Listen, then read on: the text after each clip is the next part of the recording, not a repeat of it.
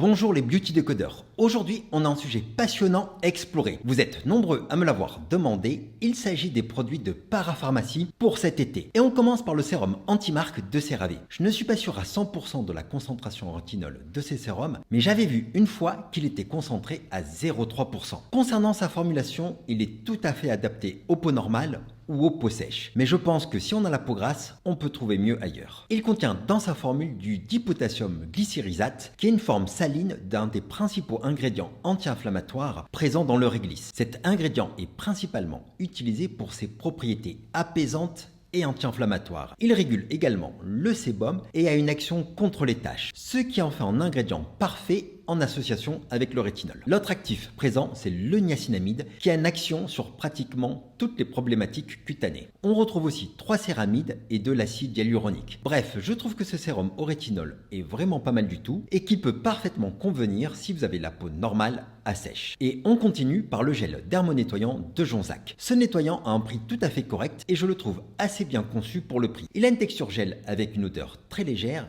qui nettoie bien la peau sans la décaper. On a 2 tensioactifs, le cocamidopropyl bétaïne, qui est un tensioactif que je qualifierais de moyennement puissant. Et je tiens à préciser que selon une étude datant de 2004, il pourrait dans de rares cas provoquer des réactions cutanées. Et le deuxième tensioactif, c'est le décylglucoside, qui est relativement doux. On retrouve aussi et surtout de l'eau de camomille romaine, qui est riche en flavonoïdes, qui sont des composants anti-inflammatoires, mais aussi antiseptiques et antibactériens. Cette fleur de printemps peut aussi améliorer les affections cutanées comme le psoriasis ou l'eczéma, et elle est parfaite pour les personnes ayant la peau sensible, mais aussi pour améliorer les effets d'une surexposition au soleil. Mais ces effets sont bien entendu très atténués quand on est sur un nettoyant qui est un produit rincé. Donc pour résumer, du fait de la présence du cocamidopropyl bétaïne, je ne recommande pas ce nettoyant pour les peaux sèches et sensibles, mais je le trouve particulièrement bien formulé si on a la peau normale à mixte. Et on continue avec le spray apaisant de Dermina, qui est fort utile avec les chaleurs de l'été. On retrouve de l'eau purifiée, des extraits de Centella asiatica, de cacao, de thé vert et de la lantoïne qui sont connus pour leurs actions apaisantes. Et un peu de glycérine pour apporter encore plus d'hydratation. Bref, je trouve que cette brume remplit parfaitement son rôle. Maintenant, on attaque les choses sérieuses et je vais vous parler de 2 crèmes solaires assez classiques mais redoutablement efficaces. La première, c'est une que j'utilise quand je vais m'exposer au soleil comme lors d'une randonnée ou si je vais à la plage, car elle a un très bon système de filtration. Il s'agit d'une crème dont je vous ai déjà parlé, c'est le fluide solaire d'Aven SPF 50+. Donc il ne faut pas s'attendre à un solaire adapté aux peaux grasses et hyper élégant comme l'affirmation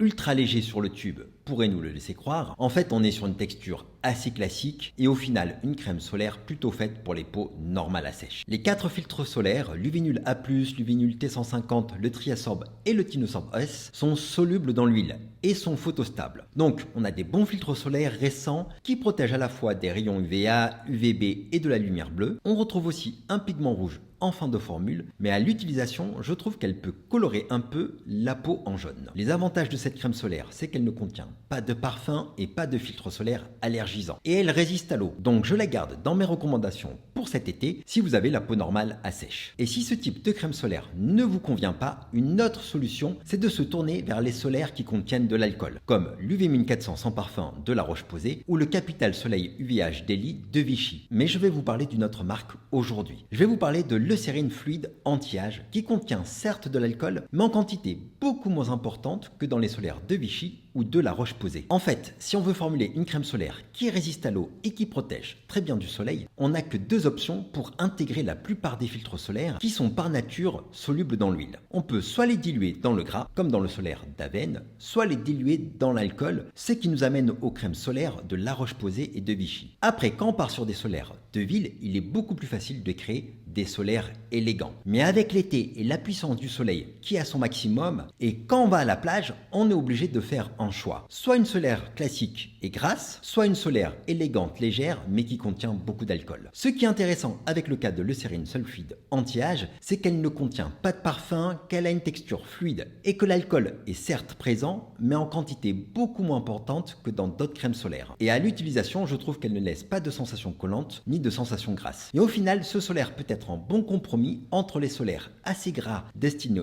aux peaux sèches et ceux de Vichy et de La Roche-Posay plutôt destinés aux peaux normales normales à grasse mais qui contiennent énormément d'alcool. Et on continue avec les produits pour le corps à utiliser après la piscine ou après la plage pour éviter d'avoir la peau sèche et irritée. Le premier, c'est le Sun Secure lait après soleil de SVR. On est sur une formule réparatrice avec une texture onctueuse. Quand on applique ce type de produit en fin de journée, on a un peu le sentiment de soulagement que l'on ressent lorsque l'on boit de l'eau après une longue randonnée. Je trouve qu'il procure une sensation de fraîcheur immédiate qui apaise les peaux échauffées et desséchées. Il contient de l'aloe vera, une plante connue pour ses propriétés hydratante et apaisante, mais il n'est qu'en 18e position. Donc je ne pense pas que l'on puisse dire que sa formule est à base d'aloe vera. Ce produit contient également un ferment prébiotique qui aide à maintenir le microbiome cutané sain, mais il est en 21e position, donc c'est pas fantastique. Et le dernier ingrédient notable, c'est le niacinamide qui peut aider à atténuer les dommages causés par l'exposition au soleil. Donc pour le corps, je trouve ce lait solaire assez bien formulé et je trouve qu'il remplit parfaitement son job. Mais personnellement, je ne l'utiliserai pas pour le visage car il contient de l'huile de coco réputée comédogène et je n'aime pas les crèmes parfumées sur le visage. Maintenant, je vais vous parler de l'intensive gel crème de Bioderma. Je trouve que ce gel crème a une superbe texture qui s'absorbe assez vite après l'application. Avec un côté assez frais, il est idéal pour l'été et je pense aussi qu'on peut le conserver au frigo pour renforcer sa sensation de fraîcheur à l'application. Par contre, comme toujours, il faut un peu décrypter les allégations. Quand on va sur le site de la marque, on peut lire qu'il s'agit d'un produit relipidant pour les peaux très sèches. Mais en fait, pas du tout. On a une huile minérale hydrogénée en 6e position et un émollient léger en fin de formule. Mais on est loin du soin très riche adapté aux peaux sèches. Par contre, on a pas mal d'humectants à base de sucre. Il s'agit de leur brevet DAF, mais aussi du niacinamide en 3e position et du dipotassium glycyrrhizate, l'ingrédient actif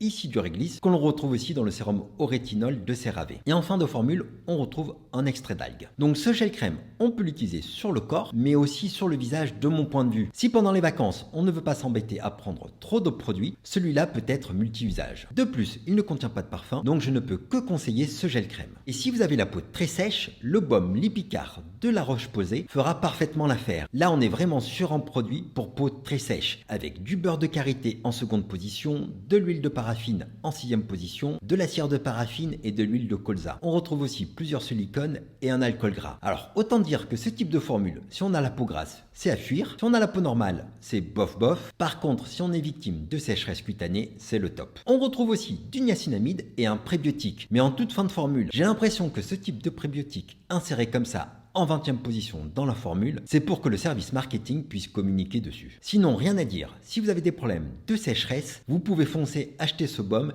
Il aura une réelle action relipidante. Maintenant, parlons des crèmes réparatrices. Je vous avais déjà parlé du Cicaplast Baume B5 qui est très efficace pour améliorer l'aspect des cicatrices ou qui peut servir de soin SOS lorsqu'on a la peau irritée. Cependant, il s'agit d'un baume assez gras et pour l'été, je vais vous parler d'une crème plus légère et parfaitement adaptée aux peaux normales. Il s'agit de la Dermalibour Cica Crème réparatrice pour peau irritée. On est sur une composition assez classique avec de l'eau, du caprylique, caprytriglycérine et de la glycérine dans les 3 premiers ingrédients. Mais surtout, on retrouve de l'extrait d'avoine. L'avoine contient beaucoup de molécules actives comme des saponines, des flavonoïdes, des polysaccharides, du bêta-glucane et j'en passe. Et sa propriété principale, c'est de calmer les peaux irritées et surtout de diminuer les phénomènes inflammatoires responsables des rougeurs, quelle que soit leur origine, que ce soit l'acné, l'exposition au soleil ou simplement une peau irritée par les cosmétiques. On retrouve aussi du zinc qui a une action antiseptique et du cuivre qui a une action cicatrisante. Et donc au final, je trouve que cette crème est une très bonne alternative au Cicaplast Baume B5 si vous ne souhaitez pas utiliser de baume trop gras. Et le dernier produit est vraiment fait pour assécher les peaux irritées. Et c'est particulièrement utile quand les bains de mer provoquent des macérations sur des plaies ou même sur des lésions sur le visage. Ce produit, c'est la lotion asséchante Cicalfate. On est sur une formule assez simple avec du zinc et du cuivre et de l'ectorite pour assécher les lésions. Donc avec ce type de soin, il faut vraiment cibler les zones à problème. Que ce soit une petite plaie qui a du mal à cicatriser, un bouton, mais il ne faut surtout pas en mettre de partout. Et je trouve son action assez rapide, mais il ne faut pas l'utiliser plus d'une semaine. Dès que la lésion est asséchée, il faut passer à une crème hydratante classique, que ce soit celle d'Aven que je viens de vous présenter, le Cicaplast Baume B5 ou simplement la crème Cicalfate. Et j'espère que cette vidéo vous sera utile pour passer un bon été grâce aux produits de Parapharmacie.